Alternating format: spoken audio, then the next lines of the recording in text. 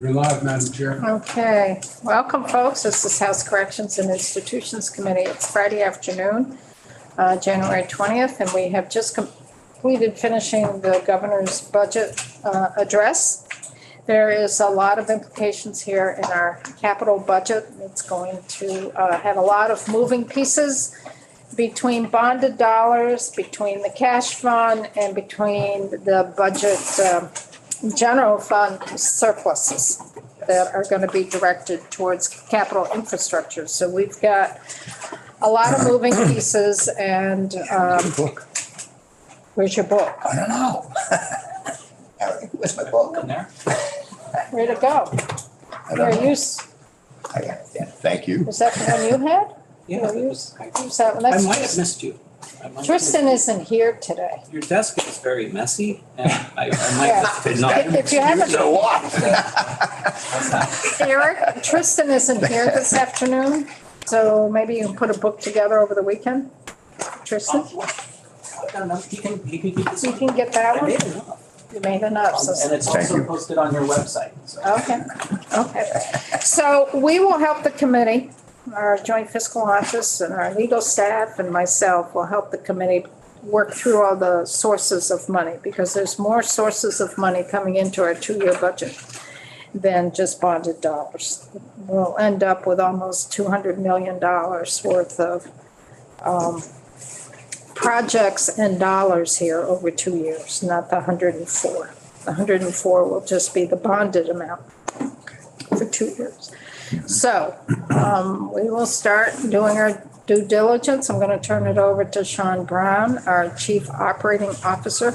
I have trouble with your title. I want to call you CEO, and I know you're not. Then I want to call you Commissioner Brown, which you're not. So it's all yours. If you could just identify yourself for the record. And I think it would be very helpful, and Eric, maybe you could help too if you need to, is to help the committee understand how the book is put together. Sure.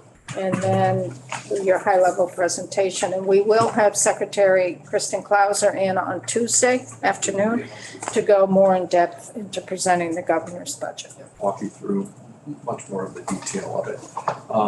For the record, my name is Sean Brown. I am Chief Operating Officer for the Agency of Administration. Formerly was the Commissioner for the Department for Children and Families for several years and made the switch this fall. This was my first capital bill working with BGS and the administration. So please bear with me if I stumble a little bit at times. But so you have the capital bill binder with you, where it'll have an introductory level from the governor, kind of highlighting his proposed capital bill.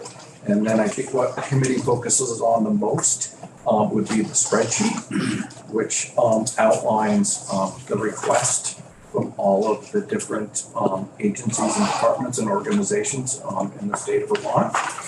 Starting and that list each item that the agency or the department is requesting, the total project or biennial cost that we anticipate for that project or the request is outlined first on the spreadsheet, and then it breaks it out on the spreadsheet by what they're seeking for funds in 24, and then what they're seeking for funds in FY25, and then the total department request.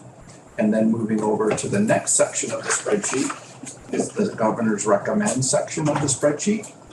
And in that, it's broken into a couple different categories. The 24 governor recommend, and then the 25, and then it breaks it down in each year, the 24 and 25 recommend into bonded dollars, into the cash expenditure fund dollars, and then as the governor just announced in his budget speech, allocating one-time funds, general fund surplus to the capital bill to help meet the large need that we saw this year in 24, and then in 25 you would see we have bonded dollars and cash fund dollars, and then the total governor recommend for that line item for each specific item in the spreadsheet.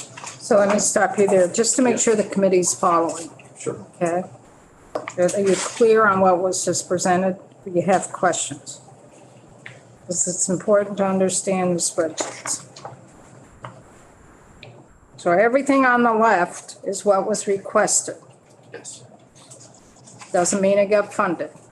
And then those items were chosen in the governor's recommend column. And then it was decided whether it be done by bonded dollars, cash fund, or general fund surplus dollars.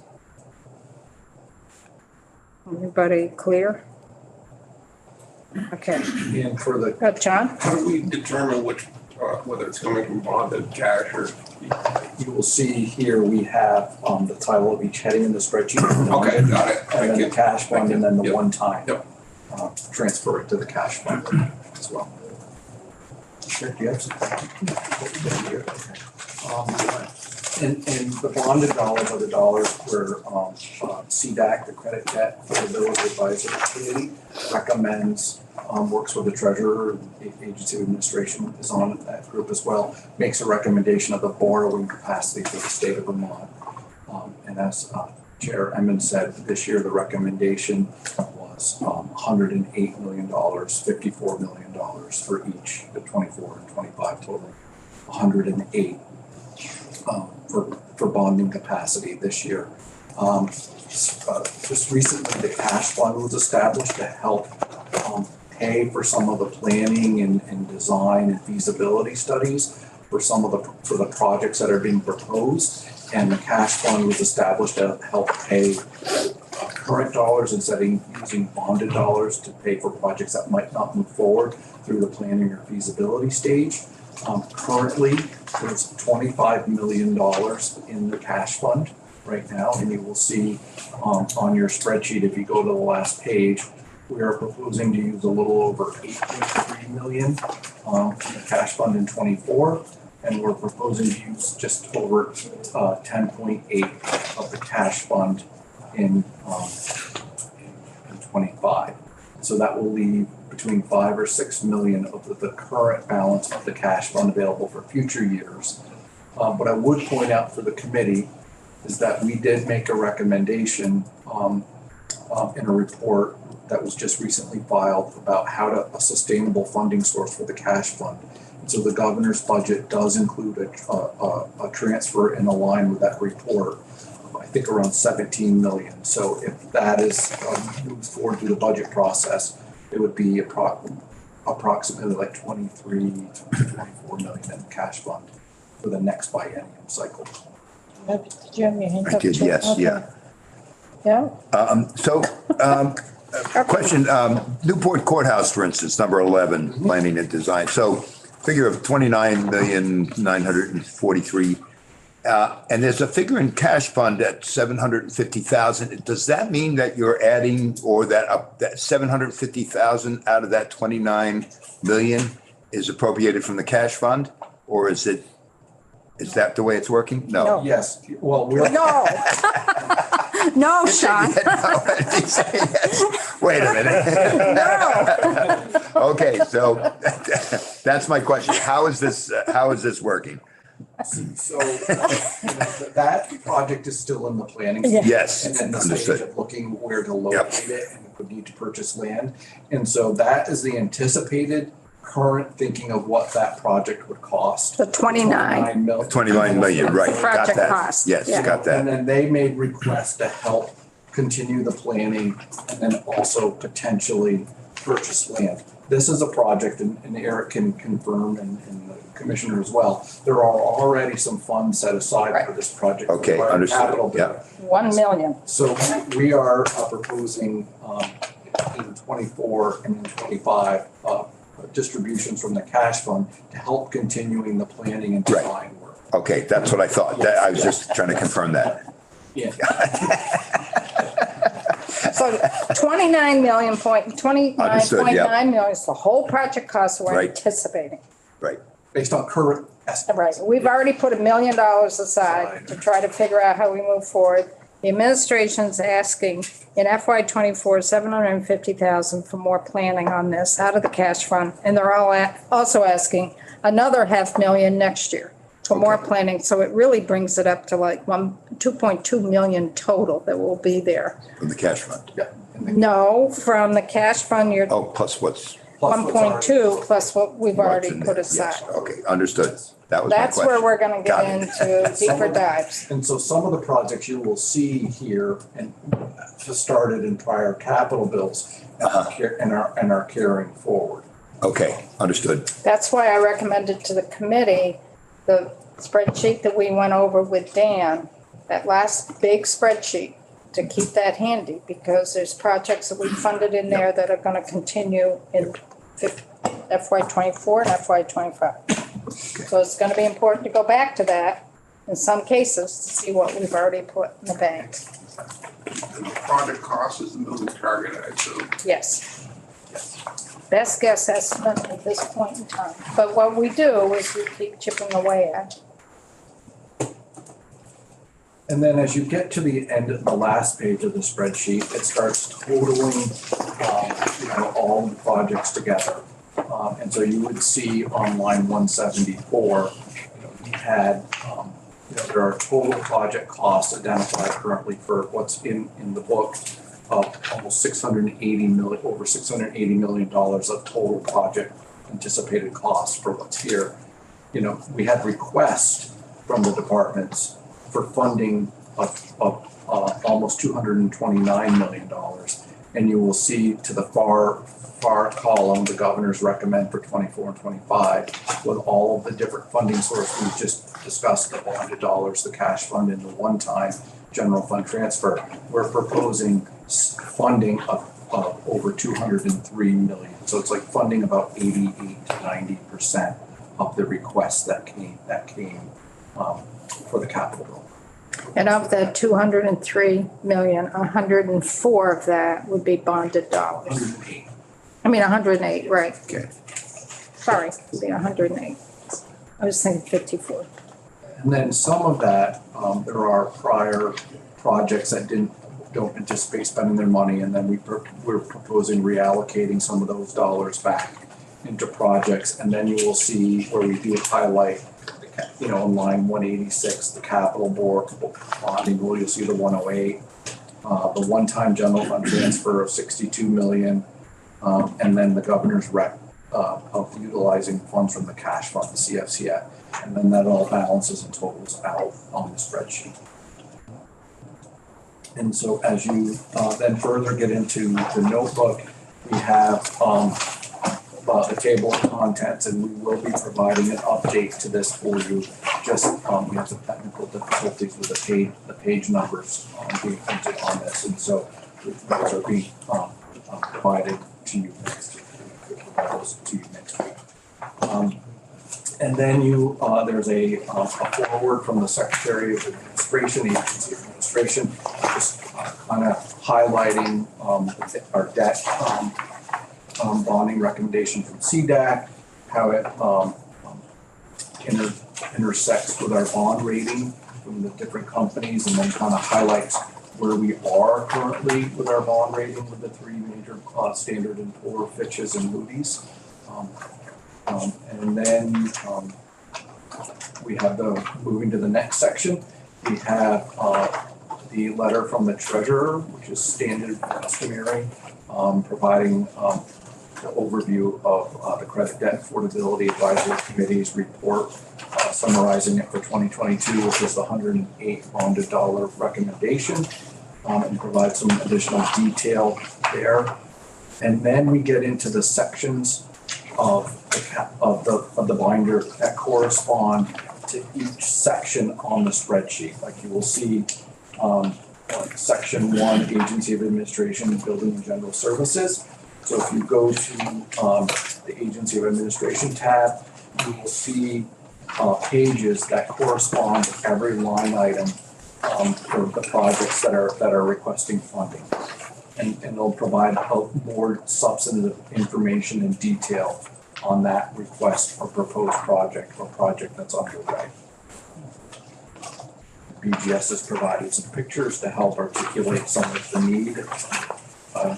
The one thing I would highlight to the committee, what you'll see here, we're not proposing a lot of big new project spending, but you'll see a lot of major maintenance and repairs given a large number of aging buildings. our inventory in the state that need a lot of upkeep, a lot of roofs and facade work and replacement of boilers and furnaces. The boring stuff, Very important stuff. yes. So for the committee, just to see how these pages work, just go to page 11 on that first tab. That's the Newport Orleans, the courthouse. And what the process will be, we'll have BGS come in, and the engineers or project managers for this particular project. And there is a summary that's written here, but they'll go more in depth than the summary that's written on the page. And then you'll look at that chart at the bottom. And that tells you how much money has been put aside already and for what part of that project. Most of it is just planning and design and site acquisition. There's no construction. We still don't have a site yet. So you can see what we've done FY22 and FY23. What? Eric Silcoin, BGS, I just wanted to interject because you're talking about the chart, and I know you've seen that chart for years. With this year's bill, and it's generally, we do it on the BGS ones because we go over the top. But you'll see this more in the book because what we've done is we've added 2 rows segregating cash fund and one-time money. So the number you see upper right on any project page is the total lump, and then the grid will break it down to which flavors are in that. So you've done a deeper dive, but when we take testimony, it's really important to look at this chart, this grid at the bottom, because it'll give indication how much money has been put aside before previous capital bills and what that was for, planning or construction or site acquisition, and then what's being requested in FY24 and 25, which is our current budget, and then what's they're anticipating for future requirements over the out years. So we work with that, we work with the summary when there's testimony being given, and then we do a deeper dive during the testimony. So then when we come back to do markup, when we start creating our capital budget, and we go through, do they need this 1.2 million? Well, they've already got $1 million plus in the bank. You know, are they gonna be able to buy a site this next year? That's where we start saying, do they need this 1.2 million or not? So it's just an example of our process.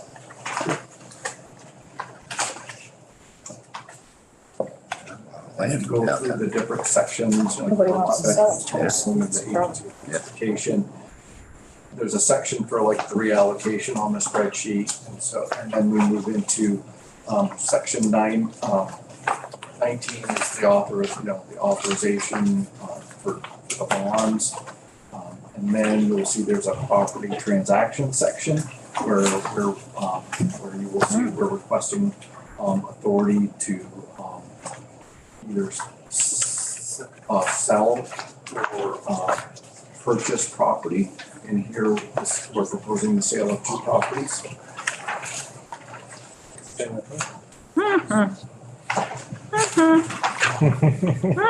You might want to look at 20, folks. We never look at the authority section. I know, you gotta look at 20. And then there's the 10-year plan, which are a lot of the cost, as the chair indicated. Departments do their best, agencies to anticipate what they're gonna need for additional funding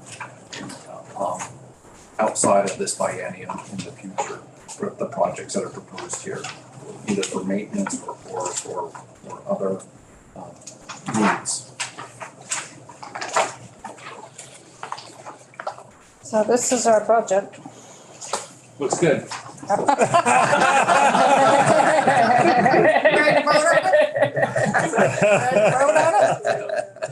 Approved.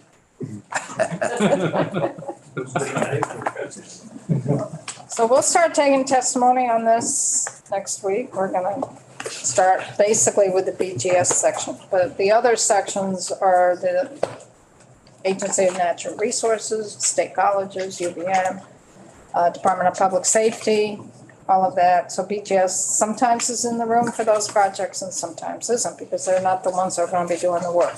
Some of them they might be, but a lot of those others, they won't be.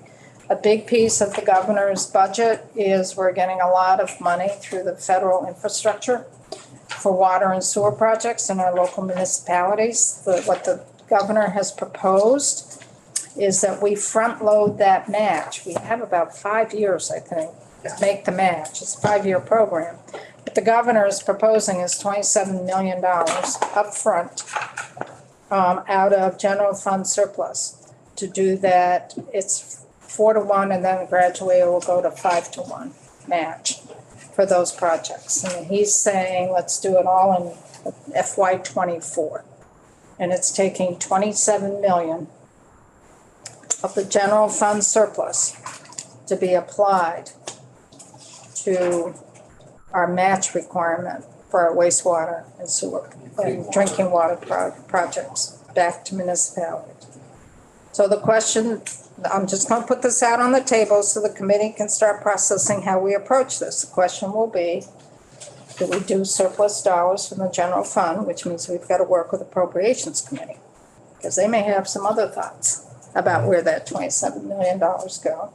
Do we want to front load the match in one fiscal year, or do we want to spread it out over 2 years or 3 years?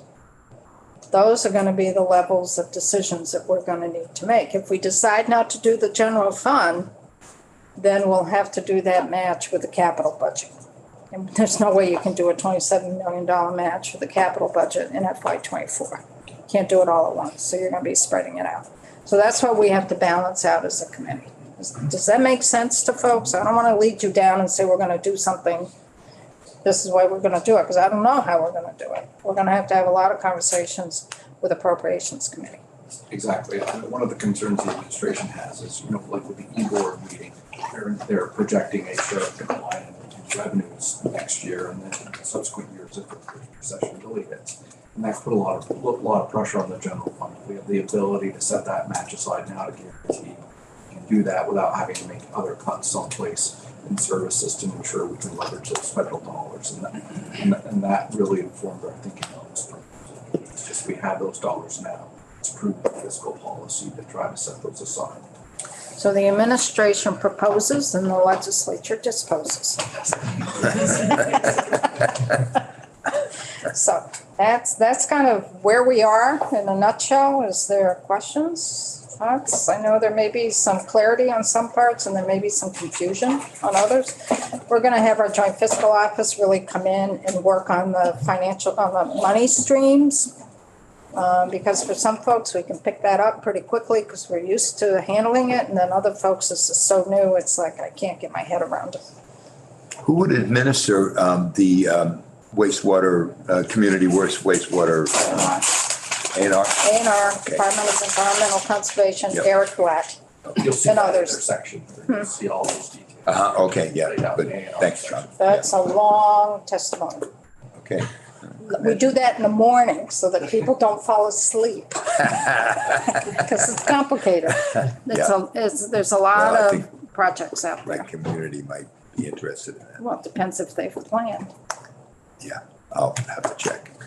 for that. So anything else? We're going to have Secretary Clauser going a little bit more in depth. We're going to have our joint fiscal office, Dan, come in and really work with the money streams. He's going to also give you folks an update on how the cash fund was first established and the intent of it, what was in there originally. And you're taking more money out of that cash fund than what was first put in there for capital projects. We only put in about 8 to 9 million. So that's going to be a discussion with Appropriations Committee, because that has implications in their budget. So we are tied at the hip with the probes. Is this the only place we're gonna have a copy of this? Yep. Okay. Well, it'll be on our website. It will be on our It will be on our- Okay. Yeah, it'll be, but this is easier to work with in some Oh, yeah. ways. 189. What you can do on the website, you can download that to OneDrive and then you can file it and take, the key is you've got to take, Sections. you've got to take notes. You've got to take notes on these parts here. either electronically or paper copy, something. You've got to take notes for each individual item that's in the book when people come in to testify. And then file it, because you're also going to get documents as backup for each of these requests. So if you do it electronically, if you do the state system or however you're going to do it, you got to break down each section, each piece in each section to a separate file, and then put all those documents in that file, take your notes, have it all in that file. And then when we go back for markup, you have to access those files. If you're using the book, what people do, there can be paper copies. And we've basically said to folks, 5 paper copies. And what some people do for those paper documents, backup documents that are submitted, you can just put it right in the 3-ring notebook right after that section. So whichever works better for you folks for that. And as you work with it, you may decide to switch it to another way. Spreadsheets are going to be better working on paper copies. When we start markup, spreadsheets are really going to be the way to go. Electronic spreadsheets are tough to work I can with. tell you how many copies of prior versions of this spreadsheet that I have stacked on my desk right now. Yeah, because they're going to change. They change and they change for that. Anything else? Okay. Thank you, Sean. Anything, Commissioner? Safe drive home. Yeah, we hope. It's kind of snowing up here a little.